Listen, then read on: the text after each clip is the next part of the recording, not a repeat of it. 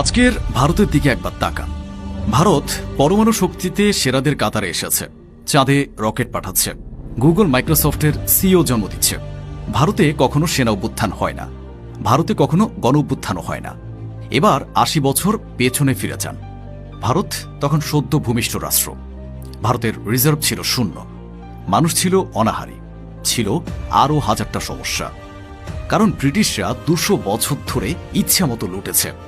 সে বিধ্বস্ত ভারত থেকে আজকের স্বনির্ভর ভাত কোনো জাদু বলে কিন্তু হয়নি। এর পেছনে যে মানুষটা তার মেধা ও শ্রমের শতভাগ নিংড়ে দিয়েছেন, তিনি ভারতের প্রথম প্রধানমন্ত্রী জওহরলাল নেহেরু। ইমারত যত বড়, তার ভিত তত শক্ত হতে হয়। নেহেরু ছিলেন ভারতের সেই শক্ত ভিত। তিনি কেন ভারতের জন্য অপরিহার্য ছিলেন এবং তার নেওয়া সাহসী সিদ্ধান্তগুলো কিভাবে ভারতকে বদলে দিয়েছিল, ক্যাপসুলের এই পর্বে সেসব আলোচনা করব। বন্ধুরা, লঞ্চ হয়ে গেল ব্যাট অন গেম ভার্সন 3। নতুন লুক, নতুন এক্সপেরিয়েন্স।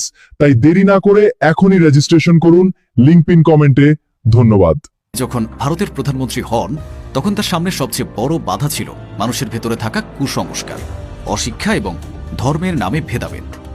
নেহেরু ছিলেন এমন একজন নেতা যিনি বিশ্বাস করতেন কেবল আবেগ বা ধর্ম দিয়ে দেশ চালানো যায় না, দেশ চালাতে হয় যুক্তি আর বিজ্ঞান দিয়ে। তিনি ভারতের দায়িত্ব নেওয়ার পর নিজের বেতনটাও ঠিকঠাক নিতেন না। এর কারণ ছিল সেই টাকা যাতে দেশের উন্নয়নে কাজে লাগে। নিজের আধুনিক এবং উদার মানসিকতা থেকে তিনি ভারতের জন্য এমন সব প্রতিষ্ঠান করার স্বপ্ন দেখেছিলেন যা এখন ভারতকে বিশ্বের দরবারে মাথা উঁচু করে দাঁড়াতে সাহায্য করেছে। তার আধুনিক চিন্তাই পরবর্তীকালে ভারতের শিক্ষা ব্যবস্থার মোড় ঘুরিয়ে দিয়েছিল। নেহেরুর এই আধুনিক দৃষ্টিভঙ্গির প্রথম পদক্ষেপ ছিল শিক্ষা। তিনি মনে করতেন বিজ্ঞান এবং উন্নত প্রযুক্তি ছাড়া কোনো দেশ কোনো দিনও উন্নতি করতে পারে না। যখন ভারতের অধিকাংশ মানুষ অক্ষর জ্ঞানহীন ছিল, তখন তিনি বিশ্বমানের উচ্চশিক্ষা প্রতিষ্ঠান গড়ার কথা ভেবেছিলেন। ১৯৫১ সালে তিনি ভারতের খড়গপুরে প্রথম ইন্ডিয়ান ইনস্টিটিউট অফ টেকনোলজি বা আইআইটি প্রতিষ্ঠা করেন। আইআইটি এমন একটি শিক্ষা প্রতিষ্ঠান যেখানে ইঞ্জিনিয়ারিং বা কারিগরি বিষয়ে বিশ্বের সেরা সব শিক্ষার্থীরা পড়ে। বর্তমানে গুগল বা মাইক্রোসফটের মতো বড় বড় কোম্পানির প্রধানরা যারা ভারত থেকে গেছেন, তারা মূলত এই আইআইটি এর ফসল। নেহেরু শুধু বড়দের উচ্চশিক্ষা নয়, শিশুদের প্রাথমিক শিক্ষার উপরেও সমান জোর দিয়েছিলেন।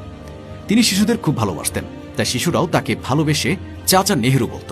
শিশুদের পড়াশোনা ও স্বাস্থ্যের জন্য তিনি সারা ভারতে প্রাথমিক শিক্ষার একটি শক্ত ভিত গড়ে তোলেন। প্রাথমিক শিক্ষার এই ভিত্তিটাই ভারতকে একটি দক্ষ জাতি হিসেবে গড়ে তোলার প্রথম ধাপ ছিল। আর শিক্ষিত জনশক্তি পরবর্তীকালে ভারতের চেহারা বদলে দিয়েছিল। শিক্ষার মাধ্যমে দক্ষ জনবল তৈরির পর নেহেরুর নজর ছিল ভারতের অর্থনীতির উপর।